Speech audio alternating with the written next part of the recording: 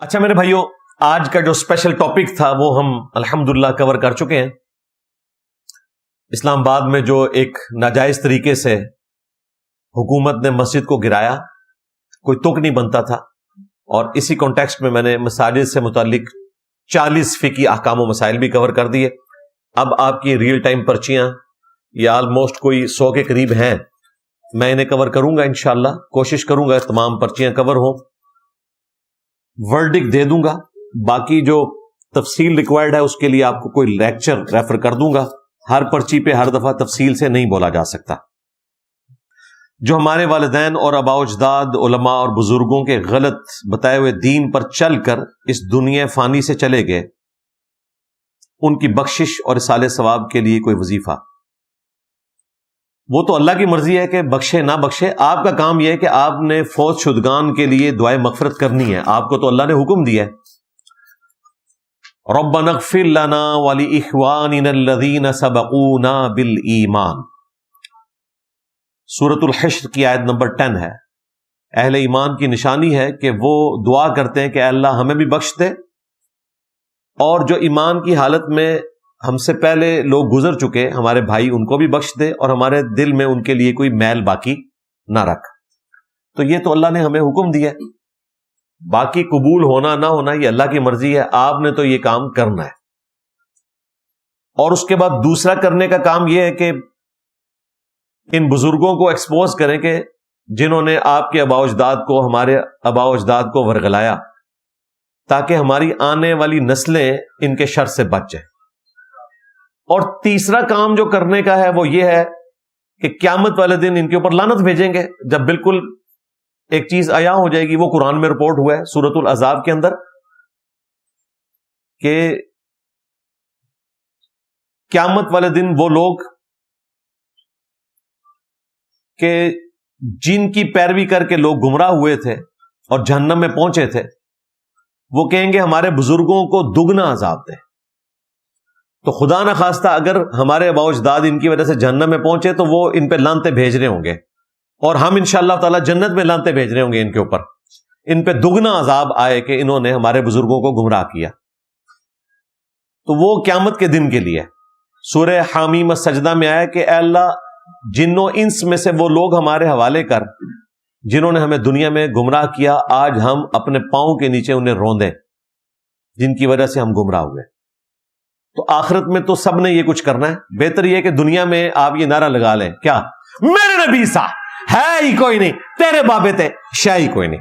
ادھر تو نعرہ یہ ہے، ہاں قیامت والے دن انشاءاللہ تعالی جنتیوں کا رجز یہ ہے انشاءاللہ۔ میرے بڑے بھائی کی شادی کو 8 سال ہو گئے، ایک بیٹا پیدا ہوا جس کے بعد میں انتقال ہو گیا، اب اولاد نہیں۔ میرا بھائی پہلے باقاعدگی سے نماز پڑھتا تھا، اب چھوڑ گیا ہے۔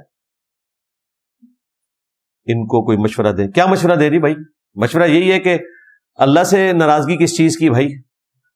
اگر آپ کا یہ اصول مانا جائے کہ کوئی غم پہنچنے پہ آپ نے اللہ کو چھوڑ دینا ہے، تو اس سے اگر آپ کا غم دور ہو جاتا ہے تو ضرور کر لیں آپ۔ For the sake of argument میں یہ بات کر رہا ہوں، خوشی ہو غمی ہو اللہ ہی ہمارا سہارا ہے۔ اللہ کے نیک بندوں کو اتنی تکلیفیں پہنچی ہیں تو یہ تو کوئی ایسی تکلیف نہیں ہے۔ لوگ تو تکلیف کی وجہ سے اللہ کی طرف پلٹ آتے ہیں، یہ بہت بڑی بدبختی ہے آپ کے لیے کہ آپ اللہ سے دور ہو گئے۔ سید انور کو دیکھیں، اس کی 8 سال کی بیٹی فوت ہوئی تو اس نے اللہ کی طرف راستہ اختیار کیا۔ تو آپ کے سامنے اتنی بڑی مثال موجود ہے۔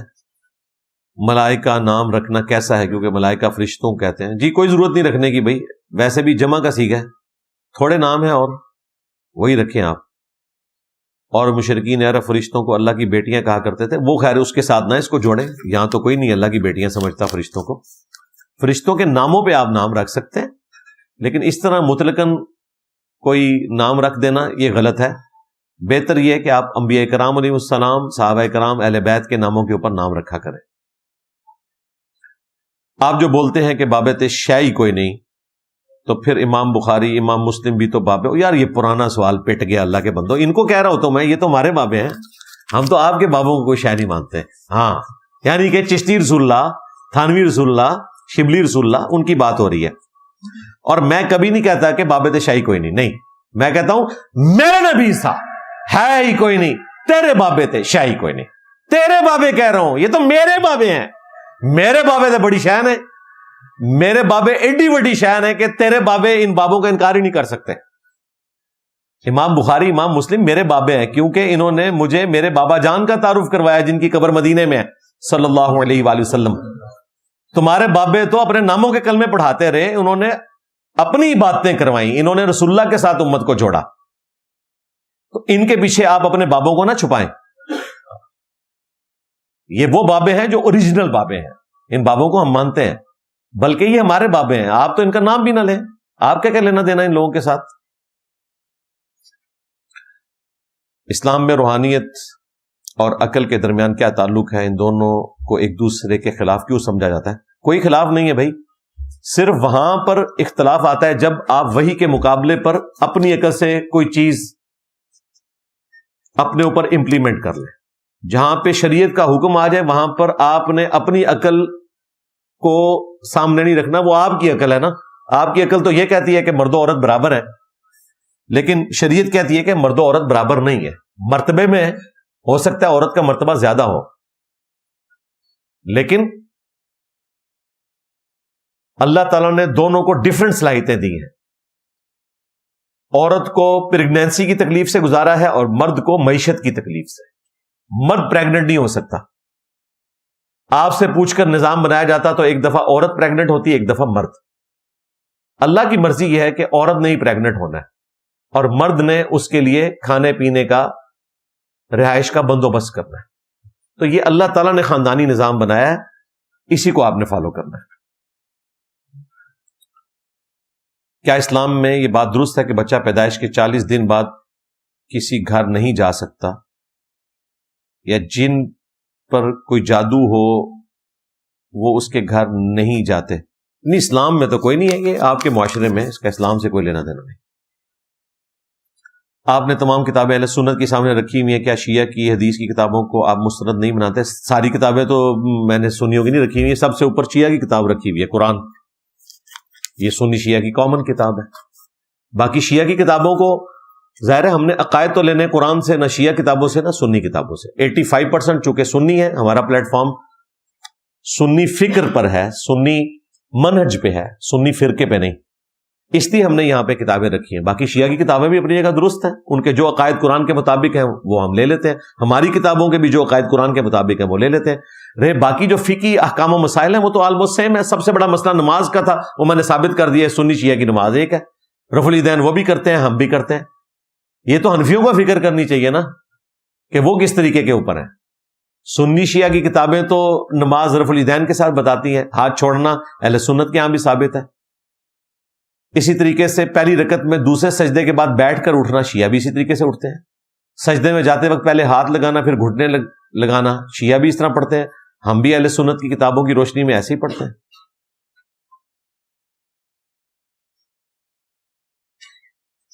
علی بھائی ٹیبل کے سامنے لکھے ہوئے باقی اشعار کیوں ختم کر دیے ہیں؟ اب ایک ہی ہے جی، ایک ہی کافی ہے. ہاں، اس نے ساری کی ساری چیزوں کو کور کر دیا، اس پہ زور لگانا ہے. دیکھیں نا، تبدیلی بھی تو اسی کے بعد آئی ہے. رولا اس ٹائم یہی پہ ہے، ہر بندہ کہتا ہے جی وہ بابے بابے بابے، یہی تو ہے سارا مسئلہ. اس لیے میں نے جب 3 ملین سبسکرائبر ہوئے تھے اس پہ تفصیلی ویڈیو میں کہا تھا کہ یہ رجز ہے، اس کے بعد کسی اور چیز کی ضرورت نہیں ہے. جامعہ ترمذی میں سنن نسائی الکبریٰ میں یہ حدیث موجود ہے، جب آخری 3 سورتیں نازل ہوئیں تو نبی علیہ السلام نے باقی دعائیں چھوڑ کر ان 3 سورتوں کو لے لیا تھا، سورۃ الاخلاص، سورۃ الفلق اور سورۃ الناس. اس میں ساری دعائیں آ جاتی ہیں. اسی لیے دیکھیں صبح شام 3 دفعہ ہیں یہ سورتیں. ہر فرض نماز کے بعد بھی ایک دفعہ نبی علیہ السلام نے تعلیم فرمایا. ابو داؤد ترمذی میں حدیث موجود ہے.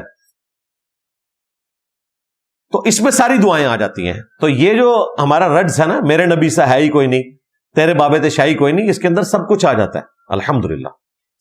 دنیا میں سب سے بڑا ایسا کون سا گناہ ہے جس کی معافی نہیں ہے؟ کوئی ایسا گناہ نہیں ہے جس کی معافی نہ ہو بھائی. آخرت میں معافی نہیں ہے شرک کی، دنیا میں ہر گناہ کی معافی ہے، شرک کی بھی معافی ہے. بلکہ سورۃ الفرقان میں آیا شرک، قتل نہ حق اور بدکاری، اس سے بھی کوئی توبہ کر لے تو ہم نہ صرف معاف کر دیں گے بلکہ اس کے گناہوں کو بھی نیکیوں سے بدل دیں گے۔ لہذا کوئی ایسا گناہ نہیں ہے جس کی دنیا میں معافی نہ ہو۔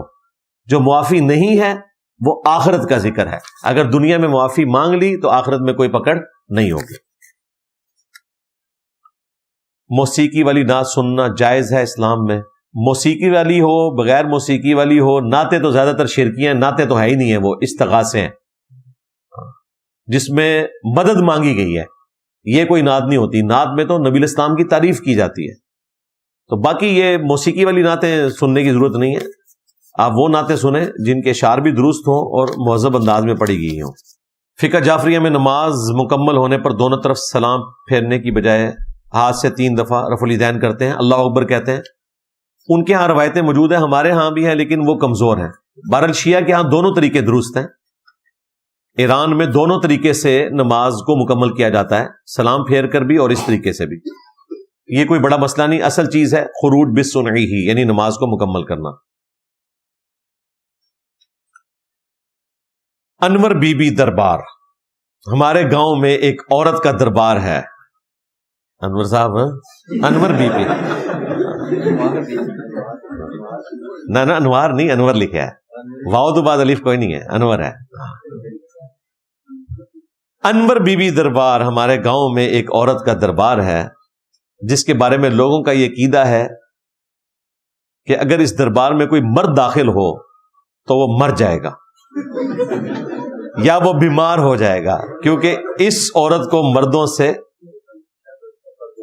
پردہ ہے، اس کی وجہ سے یہ سب کچھ ہوتا ہے۔ کہانیاں یار جھوٹ ہے، اللہ کے بندو، اس طرح کے آپ سوال کر کے خام خواہ بزرگوں کی مٹی پلید کرواتے ہیں، اس طرح کی کوئی چیز نہیں ہے۔ ہاں،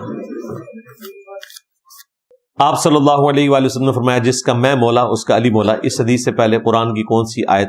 وہی النبی اولا بالمؤمنین من انفسہم، یہ والی آیت سورۃ الاحزاب کی کہ نبی مومنین کی جانوں پر ان سے بڑھ کر حق رکھتے ہیں اور نبی کی بیویاں امت کی مائیں ہیں، یہ والی آیت مبارکہ ہے اس حدیث میں۔ کیا ولایت علی کو تسلیم کیے بغیر ایمان مکمل ہو جاتا ہے؟ بھائی ایمان کا تعلق اللہ، رسول، قرآن اور آخرت، ختم نبوت کے ساتھ ہے۔ شخصیات کے بارے میں ہمارا موقف یہی ہے کہ جو شخصیات اللہ اور اس کے رسول کے ساتھ جڑی ہیں آپ ان کا احترام کریں۔ اگر کوئی ان کا احترام نہیں کرتا یا انہیں نہیں مانتا تو اس کا اور اس کے رب کا معاملہ ہے، ہم اس کی اصلاح کی کوشش کریں گے، اس کو اس حوالے سے ہم زبردستی منوانے کی کوشش نہیں کریں گے۔ باقی جو غلوف کے درجے میں چیزیں آئی ہوئی ہیں ان کا تو کوئی اس سے تعلق نہیں ہے۔ شیعہ نے جو ولایت علی کو اس حوالے سے پیش کیا تو دین میں اس طرح کی کوئی چیز نہیں ہے جو انہوں نے اس طریقے سے پریزنٹ کی ہے۔ کیا عورت مخصوص ایام میں درود شریف پڑھ سکتی ہے؟ جی درود شریف تو پڑھ سکتی ہے، قرآن پاک نہیں پڑھ سکتی، وہ منع ہے۔ قرآن کے سوا باقی ساری چیزیں۔ اللہ کا عرش جو پانی پر تھا سورہ ہود، لیکن اللہ تو مکان، زمان اور جسم سے پاک ہے، تو اللہ کا عرش، تو اللہ کے عرش کا ذکر ہو رہا ہے نا بھائی، اللہ کا ذکر تو نہیں ہو رہا نا۔ اللہ کا عرش اس کی مخلوق ہے، اللہ کا تخت حکومت، اللہ عرش پر ہے، یہ اس طرح نہیں جس طرح میں کرسی پر ہوں، یہ متشابہات ہیں، ہم صرف ان پر ایمان رکھتے ہیں، ان کی تفصیلات اللہ تعالیٰ کے سپرد کرتے ہیں۔ تو اللہ کا عرش پانی پر تھا نا، اللہ تو پانی پر تو نہیں تھا نا۔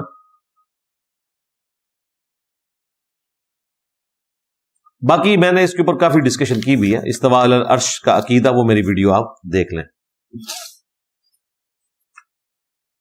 آپ نے انجینئرنگ کا پروفیشن ہی کیوں چنا، کوئی اور کیوں نہیں؟ میرا شوق تھا اس طرف، میتھمیٹکس، فزکس کی طرف، اس وجہ سے۔ جو سورہ التحریم کی آیت نمبر 1 میں نبی الاسلام نے اپنے اوپر حرام قرار دیا، وہ کیا تھا؟ شہد تھی یا لونڈی تھی؟ دونوں روایتیں موجود ہیں جی۔ اصل مقصد یہ ہے کہ نبی الاسلام کو یہ بتایا گیا کہ حلال کردہ چیز آپ نے اپنے اوپر حرام نہیں کرنی۔ اگر کسی پر جادو ہو جائے تو کوئی بابا بتا سکتا ہے کہ جادو کس نے کروایا؟ وہ لڑائی ڈلواتے ہیں جی، اس طرح تو نہیں پتا چلتا۔ باقی جادو کا علاج قرآن و سنت کی روشنی میں جو کرتے ہیں ان سے کروائیں۔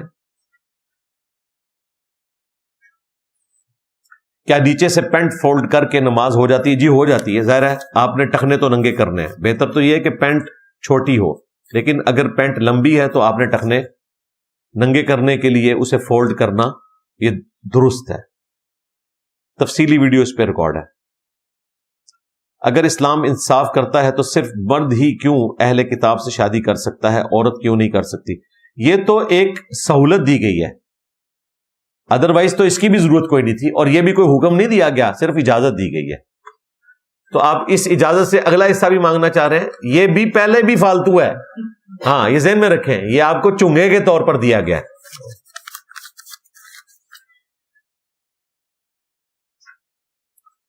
جیسا کہ آپ نے بتایا کہ سگریٹ پینا بھی آہستہ آہستہ موت کی طرف لے جائے گا، اس لیے حرام ہے، تو فاسٹ فوڈ بھی صحت کے لیے نقصان دہ ہے، اس کے لیے کیا حکم ہے؟ یار جو فوڈ ہے وہ تو آپ کی نیڈ ہے نا، سگریٹ تو آپ کی نیڈ نہیں ہے نا، یہ ایک اضافی چیز ہے نا، دونوں چیزوں کو کمپیئر نہ کروائیں۔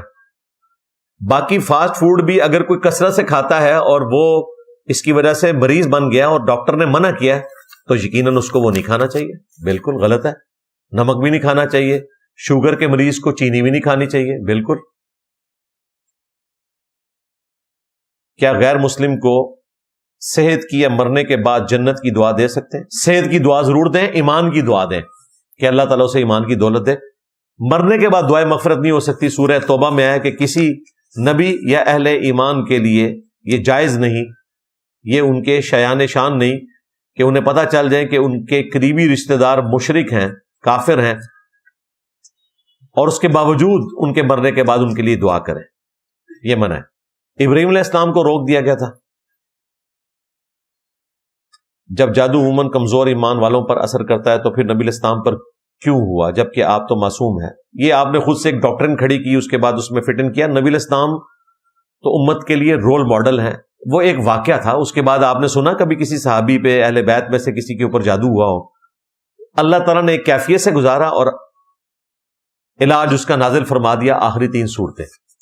باقی جو لوگ اس حدیث کو شان رسالت کے منافی سمجھتے ہیں، یہ کہہ کر کہ نبی پر جادو ہو تو نعوذ باللہ شیطان کا غلبہ ہو گیا، تو یہ بخاری مسلم کی احادیث قرآن سے ٹکراتی ہیں۔ قرآن میں تو آیا کہ کافر کہتے تھے تم ایک ایسے شخص کی پیروی کر رہے ہو جس پہ جادو ہوا ہے، سورۃ الفرقان اور سورہ بنی اسرائیل۔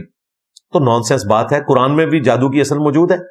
حضرت موسیٰ علیہ السلام کو وہ لاٹھیاں اور رسیاں سانپ نظر آئی تھیں، قرآن کے الفاظ ہیں، تو قرآن تو کہہ رہا ہے موسیٰ علیہ السلام پہ بھی نظر بندی ہو گئی تھی اس جادو کی وجہ سے، تو نبی پہ بھی وقتی طور پہ ایسا ہو سکتا ہے۔ پھر اللہ تعالیٰ نے ان کی مدد فرمائی اور ہمارے نبی علیہ السلام کی بھی مدد فرمائی۔ اگر امام رفع الیدین نہیں کرتا اور میں کرتا ہوں تو کیا میری نماز اس کے پیچھے ہو جائے گی؟ بالکل جی، آپ کی ہوگی، اس کی غلطی کا وبال اس پہ۔ صحیح بخاری میں 694 نمبر حدیث ہے، ان قریب ایسے امام آئیں گے جو تمہیں نمازیں پڑھائیں گے لیکن غلط پڑھائیں گے، ان کی غلطی کا وبال ان پر ہوگا، تم ان کے پیچھے نماز پڑھ لینا۔ باقی یہ جو امام کہتے ہیں کہ جی آپ امام کو فالو کریں، امام کو فالو کرنا ہے آپ نے تکبیرات انتقال میں، ایک رکن سے دوسرے میں منتقل ہوتے ہوئے، وہ بخاری مسلم میں حدیث ہے، جو شخص امام سے پہلے رکوع سے سر اٹھاتا ہے اسے ڈرنا چاہیے کہ اللہ تعالیٰ اس کے سر کو گدھے کے سر سے بدل نہ دے۔ امام سے پہلے آپ نے کوئی ایکٹیویٹی نہیں کرنی۔ باقی یہ نہیں ہے کہ امام نے پگڑی باندھی ہے تو آپ نے بھی پگڑی باندھنی ہے، امام رفع الیدین نہیں کر رہا تو آپ نے بھی نہیں کرنا، نہیں، وہ غلط کام کر رہا ہے تو اس کا وبال اس کے اوپر ہوگا، آپ نے سنت کے مطابق نماز پڑھنی ہے۔ اور آخری بات یہ ہے کہ یہ جو امام آپ کو یہ ترغیب دلا رہے ہیں، خود تو یہ امام کعبہ کے پیچھے بھی رفع الیدین نہیں کرتے، اور آپ کو کہہ رہے ہیں کہ ہمارے پیچھے آپ رفع الیدین چھوڑ دو۔ لو سامو، تمہارا تکبر یہ ہے کہ تم امام کعبہ کے پیچھے بھی نماز نہ پڑھو، یا پڑھو تو رفع الیدین کے ساتھ نہ پڑھو، حالانکہ وہ رفع الیدین کرتا ہے۔ ہمیں کس منہ سے مشورے دیتے ہو کہ ہمارے پیچھے آپ امام کو فالو کرتے ہیں؟ وہ امام کو فالو کرنا ہے تکبیرات میں، ایک رکن سے دوسرے رکن میں منتقل ہوتے وقت۔ باقی یہ نہیں ہے کہ اگر کوئی امام غلطی کر رہا ہے تو آپ نے جان بوجھ کے وہ غلطی کرنی ہے۔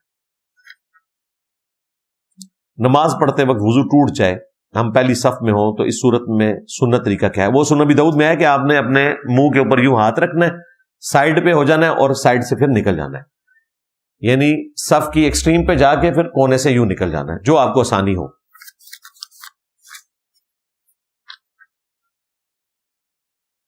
صحیح بخاری کی اصل پہچان کیا ہے؟ اس کے صحیح ہونے کی دلیل کیا ہے؟ علماء اسے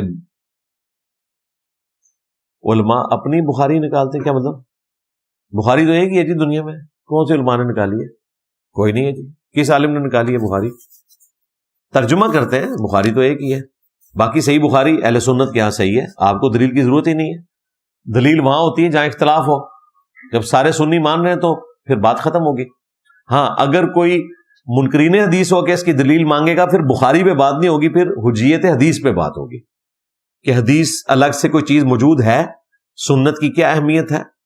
بخاری کا نمبر تو بعد میں آئے گا. اگر وہ کہتا ہے میں سنی ہوں, پھر بخاری آؤٹ آف کوسچن ہے. میں نے اپنے شناختی کارڈ پر اپنے اصلی والد کا نام لکھوانے کے لیے کیس کیا, لیکن میں ناکام ہوا. تو میں نے اپنا فرض ادا کر دیا. چلے کر دیا, لیکن عموماً بول چال میں بتانے میں آپ اپنے اصلی والد کا نام ہی بتائیں. لے پالک جو ہیں ان کا کام ہے کہ وہ اپنے گارڈین کا نام نہیں بتائیں گے والد میں, سرپرست میں بتا سکتے ہیں. والد وہی ہے جو آپ کا اوریجنل والد ہے. کیا صحیح بخاری دین کی کتاب ہے یا تاریخ کی کتاب ہے؟ جی دین کی کتاب ہے جی. اگر اس کو تاریخ کی کتاب آپ کہہ رہے ہیں تو قرآن بھی تاریخ کی کتاب ہے. قرآن میں تاریخ بیان نہیں ہوئی ہے, انبیاء کی تاریخ بیان ہوئی ہے, پورے واقعات بیان ہوئے. تاریخ کہہ کہ آپ نے کسی چیز کو ڈیگریڈ کرنا ہے, نعوذ باللہ, تو تاریخ کی کتاب نہیں ہے. جس طرح قرآن پاک میں انبیاء کرام کی بایوگرافی اور تاریخ بیان ہوئی ہے, اس طرح احادیث میں نبی الاسلام کی بایوگرافی اور تاریخ بیان ہوئی ہے. تو دین کی کتابیں جی, دونوں ہی دین کی کتابیں ہیں بھائی.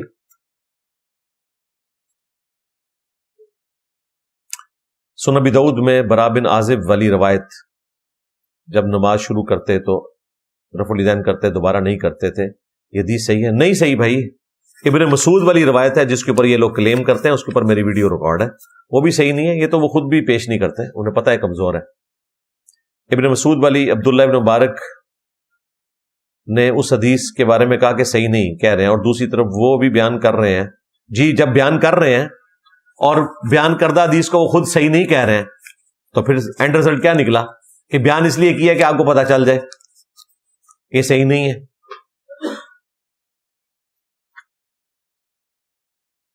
کیا بچوں پر والدین کے لیے گناہوں کی سزا آتی ہے؟ بچوں نے اپنے اعمال کا خود جواب دہ ہونا ہے, اولاد نے اپنے ماں باپ کے کرتوتوں کا جواب نہیں دینا.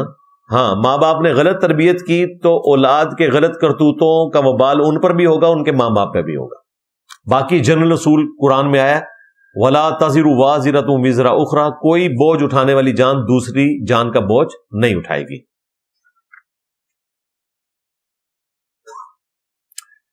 کارپوریٹ سیکٹر میں کئی دفعہ باس ایک بندے کی ڈیوٹی لگاتا ہے اندر کی خبریں دینے کے لیے, تو یہ چگلی کے زمرے میں آئے گا. اندر کی خبروں سے مراد اگر تو وہ اپنے دفتر کے کام کے پوائنٹ آف ویو سے اس کی بہتری کے لیے بات کر رہا ہے تو وہ تو بالکل درست ہے. اس کا رائٹ ہے کہ وہ کسی کو ہائر کرے گا اور دیکھے گا کہ کون لوگ حرام کی تنخواہ کھا رہے ہیں اور کون حلال کی, تو اس کا رائٹ ہے نا. اور اگر اس قسم کی خبریں کہ کسی کی ذاتیات کے پیچھے پڑنا, وہ تو حرام ہے. اس قسم کی کوئی رپورٹنگ آپ نہیں کریں گے. حدیث یا روایت میں بتایا نبی الاسلام نے مجلس کے ختم کرنے کے بعد اجتماعی دعا کی ہو, اگر نہیں تو آپ کی اکیڈمی میں کیوں ہوتی ہے؟ وہ آپ کو اینڈ میں پتہ چل جائے گا کیوں ہوتی ہے. وہ توسل اور وسیلہ کے طور پر ہوتی ہے, لوگوں نے دعا کے لیے کہا ہوتا ہے, تو وہ اس کی اصل موجود ہے کہ جب کوئی دعا کے لیے کہے تو پھر آپ دعا کروائیں گے. ایک ویڈیو میں آپ نے بتایا تھا کہ محرم میں کالا لباس پہن سکتے ہیں, کوئی حدیث یا روایت بتائیں. میں نے روایت کیوں بتانی ہے؟ روایت تو آپ نے بتانی ہے. حلال کہنے کے لیے تو روایت کی ضرورت نہیں ہوتی ہے, حرام کہنے کے لیے ہوتی ہے. ہر چیز اپنی اصل میں حلال ہے جب تک کہ اسے حرام نہ کر دیا جائے. یہ تو آپ نے بتانا ہے کہ منع کہاں ہے. ہم نے تو یہ ثابت کرنا ہے کہ کالا لباس پہننا سنت ہے, تو جب سنت ہے وہ کسی بھی وقت پہنی جا سکتی ہے, سوائے اس کے کہ نبی الاسلام منع کر دیں کہ اس وقت آپ نے نہیں کرنا, پھر ظاہر منع ہو جائے گا. جس طرح جامع ترمذی میں حدیث ہے, ایک شخص کو چھینک آئی, اس نے پڑھا الحمدللہ والسلام علی رسول اللہ.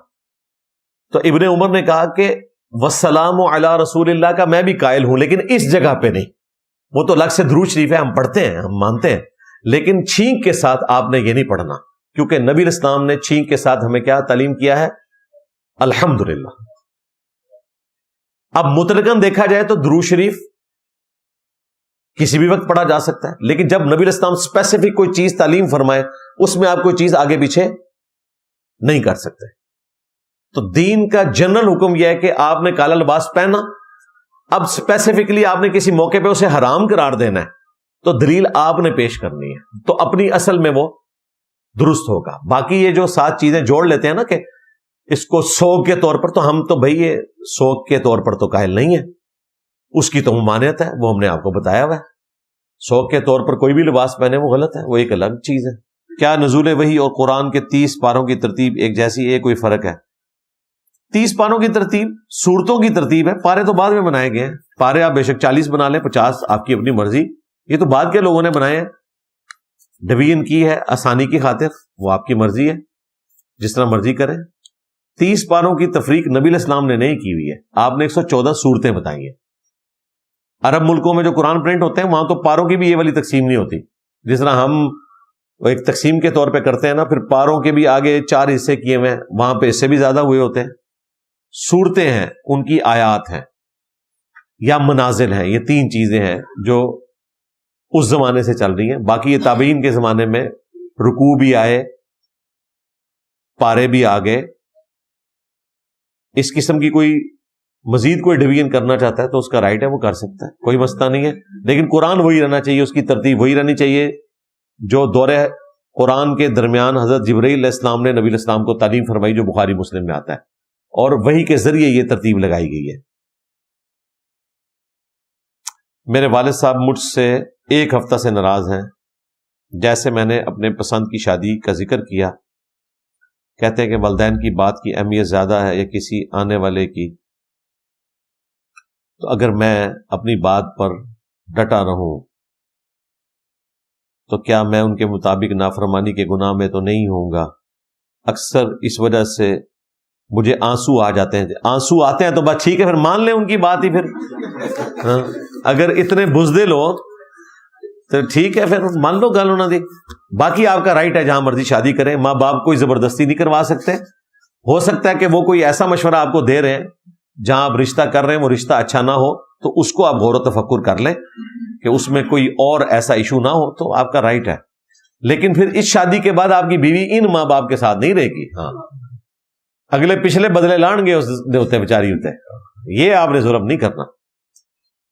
مرنے کے بعد جو لوگ قرآن پڑھ کر مردوں کو بخشتے ہیں، ان کے مرنے کے بعد 40واں کل سالانہ ختم شریف کروانا جائز ہے؟ یہ کوئی ثابت نہیں ہے، صرف دعا کریں گے، صدقہ اور خیرات کریں گے۔ اصالہ ثواب کے 10 طریقے ویڈیو دیکھ لیں۔ میرا 14 سال کا بچہ قرآن پاک حفظ کر رہا ہے، قاری صاحب اسے بہت تشدد کرتے ہیں، اب وہ مدرسے میں نہیں جانا چاہتا، رہنمائی فرما دیں، کیا کروں؟ 18 پارے حفظ کر لیے، کوئی اور مدرسہ دیکھ لیں جہاں پہ مار کٹائی نہیں ہوتی۔ سارے مدرسے تو اس طرح نہیں ہے کہ مار کٹائی ہوتی ہو، اچھے جو مدرسے ہیں ان میں سے کسی میں داخل کروا دیں، یا گھر میں قاری لگوا لیں حفظ کے لیے۔ اللہ پاک نے فرمایا ہے کہ اس کے کن کہنے سے ہر چیز اسی وقت ہو جاتی ہے، تو پھر زمین و آسمان کا 6 دن میں وجود میں آنا، جی یہ بھی قرآن میں ہی لکھا ہے نا۔ جس طرح آپ نے اللہ کی وہ بات مان لی ہے تو یہ بات بھی مان لیں، اللہ کا کلپ نہ کاٹیں، دونوں چیزوں کو جوڑیں۔ اور یہ نہیں لکھا ہوا کہ وہ اسی وقت ہو جاتی ہے، وہ تو ہے کہ جب ارادہ فرماتا ہے تو وہ ہو جاتی ہے، یعنی اس کا ہونا طے ہو جاتا ہے۔ باقی اس کا جو ٹائم پیریڈ ہے وہ اللہ نے جو مقرر کیا ہے۔ بیکٹیریاز جو ہیں وہ سیکنڈز میں ڈیوائیڈ ہوتے ہیں، انسان کا بچہ جو ہے وہ 9 مہینے میں بنتا ہے، ہاتھی کا بچہ جو ہے 22 مہینے میں، خرگوش کا بچہ جو ہے 1 مہینے میں۔ تو اللہ تعالیٰ نے ارادہ فرما لیا، اس کی جو ایگزیکیوشن ہے وہ مختلف ٹائم پیریڈ اللہ تعالیٰ نے رکھے ہوئے، یہ اللہ کی ول ہے۔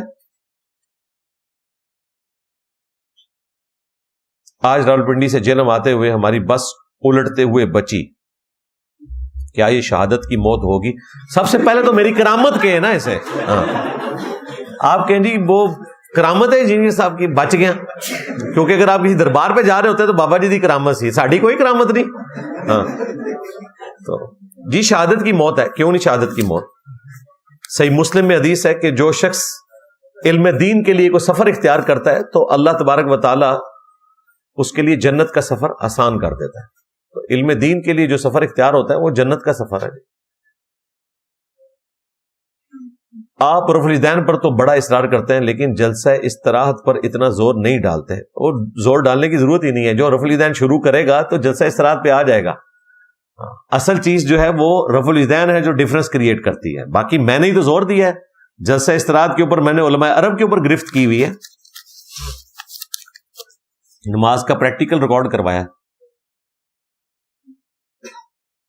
میرا ایک بریلوی عالم سے سامنا ہوا، ان سے نیاز کے مسئلے پر بحث ہوئی تو انہوں نے دلیل دیتے ہوئے کہا کہ آپ جو نماز پڑھتے ہیں وہ کون سی اللہ کی ہے، وہ بھی تو فجر کی ظہر کی نماز ہوتی ہے. میرا خیال ہے ایسے بندے کو پاگل خانے میں داخل کروائیں. ہاں اس بندے کو مسجد میں نہیں کسی پاگل خانے میں ہونا چاہیے. ہاں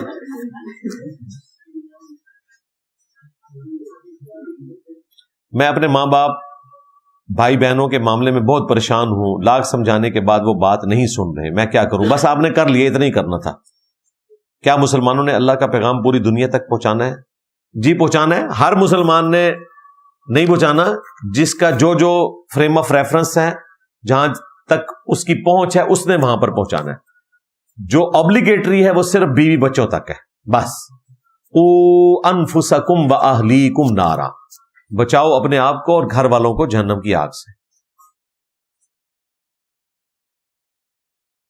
مجھے یہ بات اکثر سننے کو ملتی ہے کہ جس کی نماز اثر رہ جائے گی تو اس کے اس دن کے سارے اعمال ضائع ہو جائیں گے. یہ جعلی روایتیں گھڑی ہوئی. کسی شاپنگ مال میں بغیر بل ادا کیے کوئی چیز چیک کرنے کے لیے استعمال کر سکتے ہیں؟ جی اجازت سے کر سکتے ہیں. باقی یہ ہے کہ عصر کی نماز چھوٹ جائے تو یہ حدیث ہے بخاری میں کہ نبی الاسلام نے فرمایا کہ گویا کہ اس کا گھر بار سب کچھ تباہ ہو گیا، یعنی وہ انٹینسٹی بتانے کے لیے ہے. اتنا عصر کی نماز کی تاکید والا معاملہ ہے. یہ نہیں ہے کہ اس نے جو فجر پڑھی تھی وہ ضائع ہو گئی، یہ کہیں نہیں لکھا ہوا بھائی. جو آدمی یا امام اللہ کے نبی الاسلام کے طریقہ کے مطابق نماز پڑھائے ان کے پیچھے نماز ہو جائے گی. جی کیا مشرک اور بدعتی امام کے پیچھے نماز ہو جاتی ہے؟ شرک والے امام کے پیچھے نماز، یہ آپ میری ویڈیو دیکھ لیں. کیا قرآن آج بھی اصلی حالت میں موجود ہے؟ کچھ شیعہ عالم اس کو درست نہیں مانتے. تو شیعہ کے نزدیک جو اس کو درست نہ مانے قرآن کو وہ تو کافر ہے، وہ شیعہ تو نہیں ہے. شیعہ تو اسی قرآن کو مانتے ہیں. جن کو آپ شیعہ سمجھ رہے ہیں وہ شیعہ ہے ہی نہیں ہے. فیوچر ٹریڈنگ حلال ہے یا حرام؟ فیوچر ٹریڈنگ درست نہیں ہے جی. باقی حلال اور حرام کاروبار کے 4 اصول ویڈیو دیکھ لیں. سیدہ حلیمہ سعدیہ جو آپ علیہ السلام کی دائی ماں تھیں، ان کا ذکر کتابوں میں رپورٹ ہوا ہے لیکن عرب کے کسی اور بچے کی دائی کا ذکر نہیں ملتا. آپ نے کون سی بھائی تحقیق کر لی ہوئی ہے؟ سارے عرب کی بایوگرافی، نبی علیہ السلام کی بھی بایوگرافی جو ہے وہ کسی خاص حد تک ملتی ہے. اس زمانے میں ساروں کی تو نہیں لکھی جاتی تھی. باقی شیعہ کی جو ریزرویشن تھی تو ابھی جو محمد فلم انہوں نے بنائی ہے، نبی علیہ السلام کا بچپن دکھایا ہے، اس میں تو یہ پورا حلیمہ سعدیہ والا واقعہ انہوں نے فلمایا ہے، وہ آپ دیکھ لیں.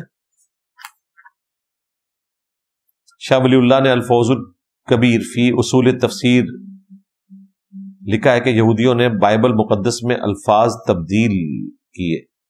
یہودیوں نے؟ میں جاننا چاہتا ہوں کہ یہ بات دین اسلام میں کب پہنچی. یہ قرآن میں ہے کہ جنرل ذکر ہے کہ یہود و نصارہ جو ہے وہ خود سے چیزیں لکھ کر اللہ کی طرف منسوب کر دیا کرتے تھے. تو ورژنز تو موجود ہے نا جی. کئی الفاظ جو ہیں وہ وقت کے ساتھ نکالے گئے. یہ کنگ جیمز ورژن اس وقت جو بائبل کا چل رہا ہے یہ فائنل کیا گیا. تو اتنے عرصے بعد جو فائنل ہوا ہے تو ظاہر ہے بیچ میں لوگوں نے چیزیں داخل کر دی تھیں، اور اس کے پیچھے ریزن یہ ہے کہ مسلمانوں کے ہاں اللہ کی کتاب اور نبی الاسلام کے فرامین الگ الگ ہیں، یعنی حدیث کی کتابیں الگ ہیں، قرآن الگ ہے. اہل کتاب کے ہاں وہ سارا اکٹھا ہے سب کچھ. اس کی وجہ سے اس میں ایسی چیزیں داخل ہو گئی اور وقتاً فوقتاً وہ نکالتے رہتے ہیں. بیگوٹن لفظ نکال دیا انہوں نے، پہلے تھا یعنی صلبی بیٹا عیسیٰ ابن مریم. ویسے اگر کوئی عیسیٰ ابن مریم یا کسی انسان کو اللہ کا بیٹا کہتا ہے ان معنوں میں کہ اللہ پالنے والا ہے اور وہ اس کی مخلوق ہے، تو پہلے یہ ٹرم یوز ہوتی تھی. ولد نہیں ہو سکتا، یعنی بیگوٹن نہیں ہو سکتا. جس طرح آپ لوگ بھی کہتے ہیں کہ اس سال 40 لاکھ فرزندان توحید نے حج ادا کیا، تو توحید کے بیٹے تو نہیں نا، توحید کے بیٹے کہہ رہے ہوتے ہیں، تو وہ بیگوٹن کے معنوں میں نہیں، توحید والے.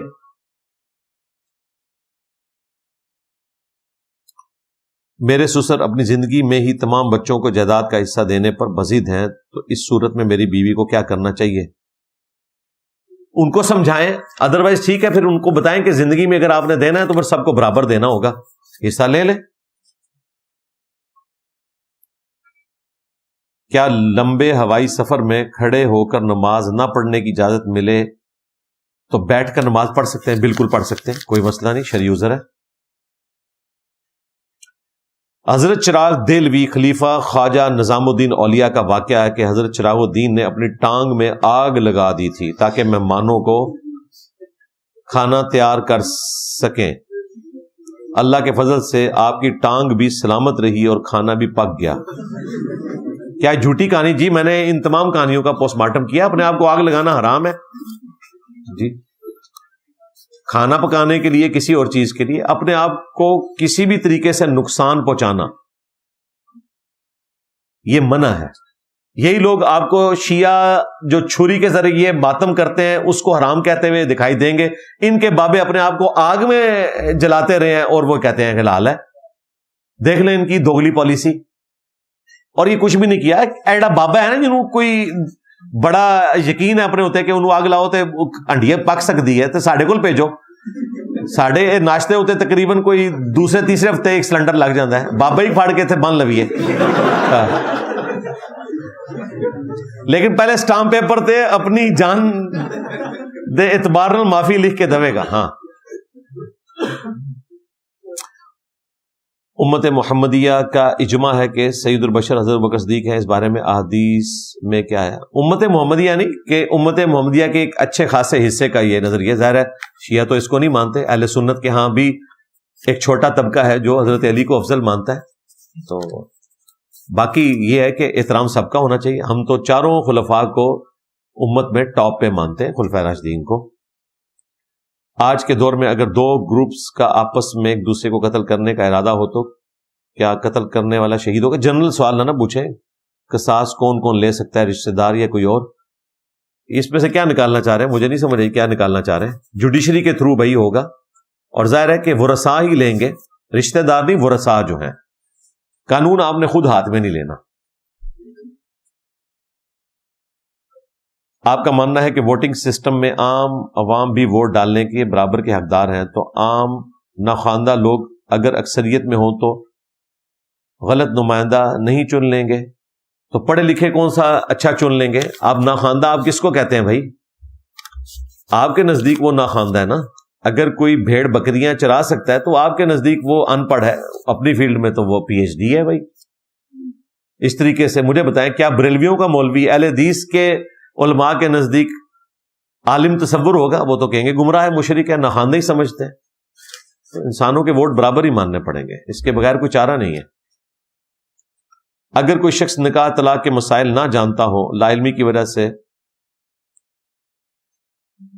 اگر کیا ہو گیا جی، وائف کا مہر اس کی اجازت کے بغیر استعمال کر لیا تو کیا نکاح نہیں ٹوٹے گا؟ اس کو بس دینا جی مہر کے اگینسٹ ہی، اس کو حق مہر کے اگینسٹ ہی آپ کے لیے وہ حلال ہوئی تھی نا، تو آپ دے دیں، کوئی مسئلہ نہیں۔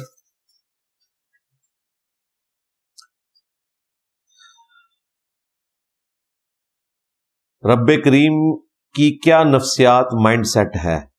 مطلب کیا ہے جنرل؟ مجھے نہیں سمجھ اس بات کی، کیا پوچھنا چاہ رہے؟ دنیا کیوں بنائی ہے جی؟ یہ انشاءاللہ جنت میں جا کے پوچھیں گے انشاءاللہ تعالی۔ فی الوقت جو وہ کہہ رہے ہیں نا وہ کریں۔ ہاں، دھکا اس نے دے دیا آپ کو، کنارے تک پہنچنے کے لیے ہاتھ پاؤں مار لیں، جب پہنچ جائیں گے نا کنارے پہ تو پھر انشاءاللہ پوچھ لیجئے گا۔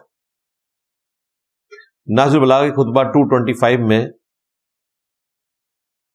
فلاں کے بارے میں کہنا ہے کہ سید رضی کا تحریر کردہ نسخہ دیکھا، جبکہ سید رضی خود ایک شاعر تھے، وہ 250 سال کا فرق بھی ہے۔ بھائی میرے یہ ساری باتیں اس وقت سامنے آئی ہیں جب ہم نے نازل البلاغہ کے حوالے پیش کرنے شروع کیے ہیں بھائی۔ اب تو کہہ رہے ہیں جی سنیوں نے لکھی تھی وہ کتاب، تو بس ٹھیک ہے، ہم یہی تو چاہتے تھے، آپ کو منوا لیں کہ سنی شیعہ جو ہے وہ ایک ہی ہیں الحمدللہ۔ ملک پاکستان کو کسی ادارے نے فتح نہیں کیا تو اس کی ہزاروں ایکڑ زمین عوام کا حق ہے، ان کو کیوں نہیں دیا گیا؟ کیا ایک بالی مطلب کیا؟ مجھے نہیں سمجھ آ رہی، اس میں سوال تو لکھے کیوں نہیں ہوا؟ یہ تو کہانی لکھی ہوئی ہے نا آپ نے، آپ کی جرت یہ نہیں ہے کہ سوال صحیح طریقے سے لکھے تو میں جواب کیوں دوں گا؟ ہاں، اگر آپ فوج کی طرف اشارہ کر رہے ہیں تو بھائی فوج کا جو حق ہے نا وہ آئین میں رکھا گیا ہے.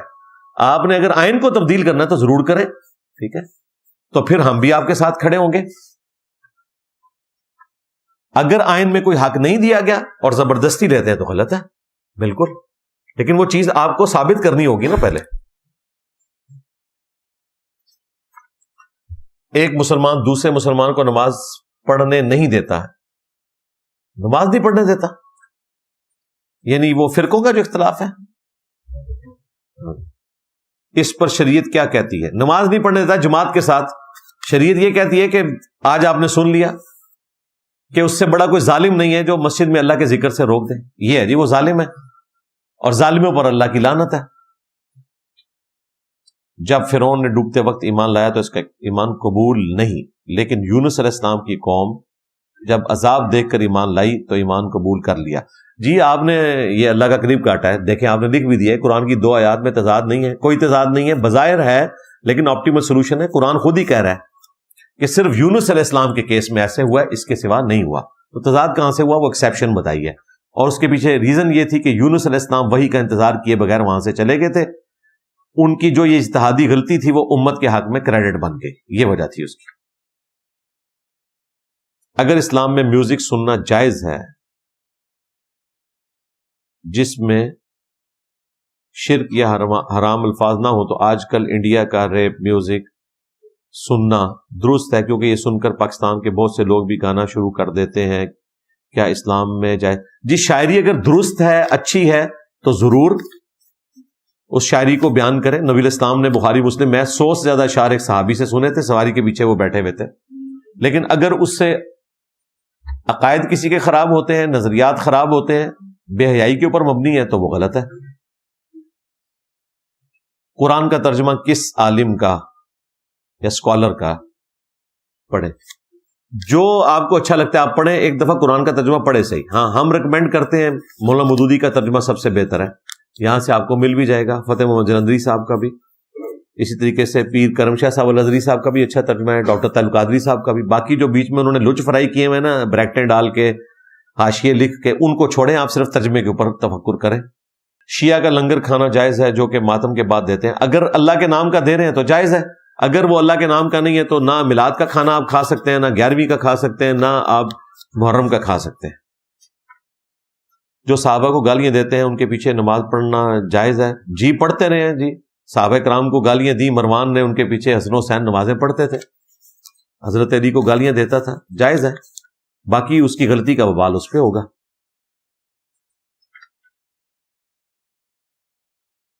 میں میڈیا اسٹڈیز کا اسٹوڈنٹ ہوں اور یہ ڈگری کرنے کے بعد کون سی ایسی میڈیا کی فیلڈ ہے جس کی کمائی حلال ہو سکتی ہے؟ بھئی میری تو فیلڈ نہیں ہے, میں آپ کو کیا بتا سکتا ہوں, کسی میڈیا والے سے ہی پوچھیں, میں تو آپ کو گائیڈ نہیں کر سکتا. میرے والدین بریلوی ہیں اور میں انہیں توحید بتاتا ہوں تو وہ کہتے ہیں کہ ان باتوں سے ہماری دل آزاری ہوتی ہے اور یہ بہت بڑا گناہ ہے. کیا اس وجہ سے میں ان کے سامنے توحید بیان کرنا چھوڑ دوں؟ بھئی تھوڑا وقفہ دیں, ہو سکتا ہے زیادہ ہی آپ نے توحید ان کو سکھا دی ہے تو اس لیے وہ فی الوقت ان کو گیپ دیں. اگر کسی نے کسی کے پیسے 2 نمبری سے کھائے تو اسے واپس کرنے کے لیے اسے بتانا ضروری ہے یا ویسے بھی واپس کر دیں تو ہو جائیں گے؟ بتانے سے اگر فتنے کا اندیشہ ہے تو بتانا کوئی ضروری نہیں ہے. اگر کوئی شخص ناحق قتل ہوتا ہے تو کیا اس کے گناہ قاتل کے کھاتے میں پڑ جائیں گے؟ اگر قاتل کو سزا نہیں ہوئی دنیا میں, یا وہ رسا نے معاف نہیں کیا, یا بلڈ منی اس نے نہیں دیا, تو ظاہر ہے کہ اس کے کھاتے میں پڑیں گے. بہت بڑے لیول کا اس نے جرم کیا. اور اگر اس نے دنیا میں سزا بھگت لی یا آپ کے ورثاء نے آپ کے بعد صلح کر لی یا بلڈ منی لے لیا تو پھر اس کے اوپر کوئی وبال نہیں ہوگا. اسلام میں کزن میرج جائز ہے جبکہ سائنس اسے جنیاتی بیماریوں کا سبب قرار دیتی ہے. حرام تو ہم نہیں کہہ سکتے, باقی آپ بہتر سمجھتے ہیں. اگر آپ کو لگتا ہے کوئی سائنٹیفک ایشو ہو سکتا ہے تو آپ اس کو اوائڈ کر سکتے ہیں, یہ آپ کا رائٹ ہے. اختلاف کیوں ہے؟ کیا اسلام میں اس قسم کا کوئی مشورہ؟ جی اسلام نے آپ کو دنیاوی معاملات کے اندر اوپن چھوڑا ہوا ہے. اگر کوئی چیز آپ کو تجربے سے حاصل ہوتی ہے تو آپ اس کو فالو کر سکتے ہیں، لیکن حرام والا معاملہ نہیں کریں گے، یہ آپ کا رائٹ ہے. جس طرح تعبیر نحل والا واقعہ ہے، کھجوروں کے نر اور مادہ کا ملاپ کیا جاتا تھا، صحیح مسلم میں حدیث ہے، اس پہ نبی علیہ السلام نے کیا فرمایا؟ انتم اعلم بامر دنیا کو، تم دنیا کے کاموں کو بہتر سمجھتے ہو.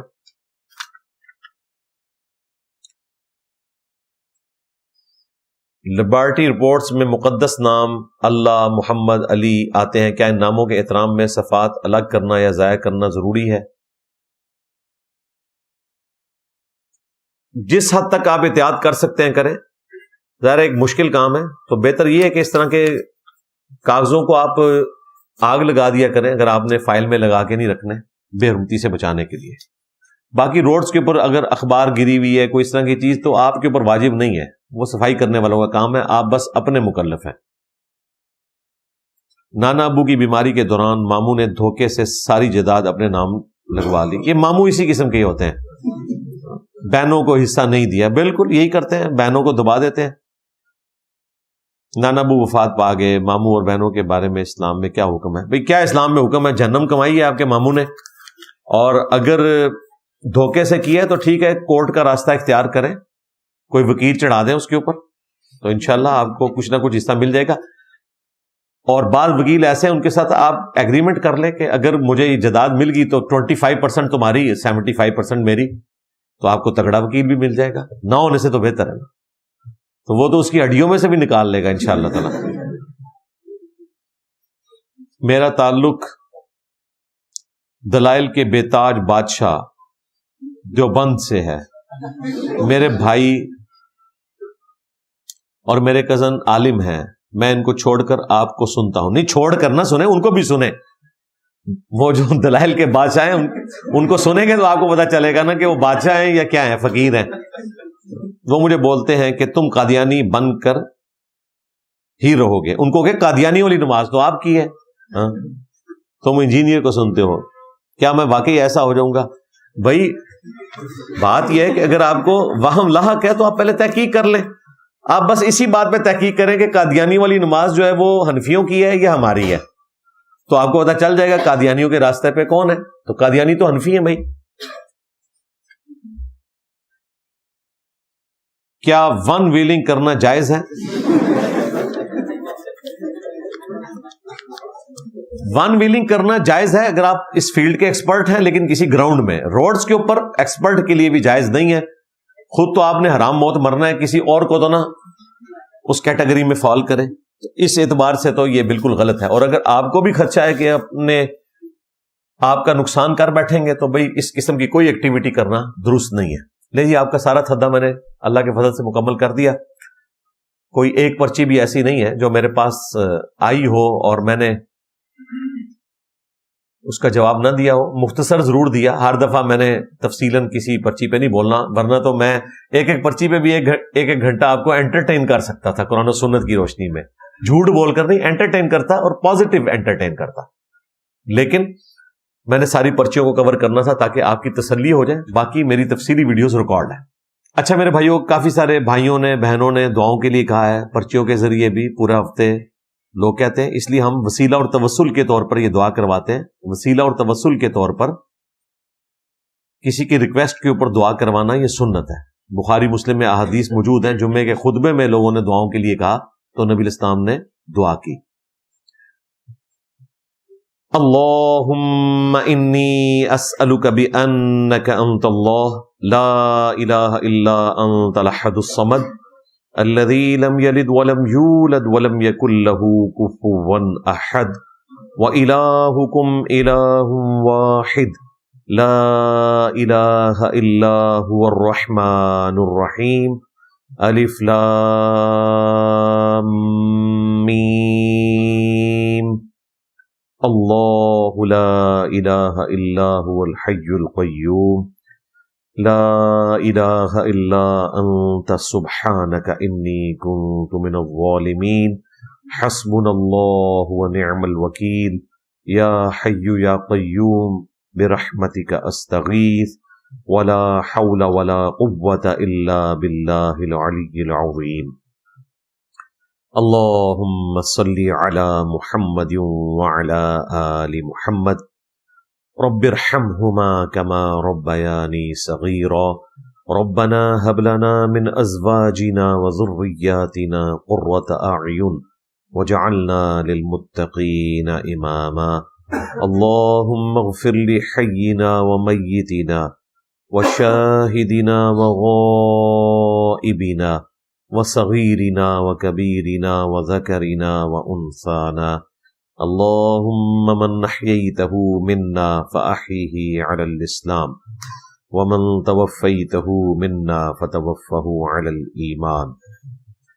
اے اللہ، جن جن بھلائیوں کا سوال تیرے محبوب صلی اللہ علیہ وآلہ وسلم نے تجھ سے کیا، ہمارے حق میں قبول و منظور فرما، ہمارے ماں باپ کے حق میں، بیوی بچوں کے حق میں، ہمارے رشتہ داروں کے حق میں، پوری امت کے حق میں قبول و منظور فرما، اور جن جن چیزوں کے شر سے تیرے محبوب صلی اللہ علیہ وآلہ وسلم نے تیری پناہ طلب کی، تمام مسلمانوں کو ان چیزوں کے شر سے اپنی پناہ عطا فرما۔ خصوص بالخصوص فلسطین کے مسلمان، کشمیر کے، چائنا میں، انڈیا میں، افغانستان میں، یمن میں، عراق میں، شام میں، جہاں کہیں کسب پرسی کی زندگی گزار رہے ہیں، غیب سے ان کی عزت، آبرو، جان و مال کی حفاظت فرما۔ اے اللہ، ہمیں موت سے پہلے پہلے قبر و آخرت کی تیاری کرنے کی توفیق عطا فرما۔ اے اللہ، ہمارے جو بھی چھوٹے بڑے رشتہ دار فوت ہو چکے ہیں ان کی مغفرت فرما، جو زندہ ہیں اور بیمار ہیں انہیں شفائے کلی عطا فرما، اور جو صحت مند ہیں انہیں اپنی آخرت کی تیاری کرنے کی توفیق عطا فرما۔ ہمارے ملک پاکستان کی خیر فرما، پورے عالم اسلام کی خیر فرما، اندرونی اور بیرونی خطرات سے محفوظ فرما۔ ختم نبوت صلی اللہ علیہ وآلہ وسلم کی برکت سے یہ نبیوں والا کام پوری امت تک پہنچانے کی توفیق عطا فرما۔ سبحان ربک رب العزت عما یصفون وسلام علی المرسلین والحمد للہ رب العالمین وصلی اللہ علی النبی الکریم وعلی آلہ واصحابہ اجمعین الی یوم الدین، آمین۔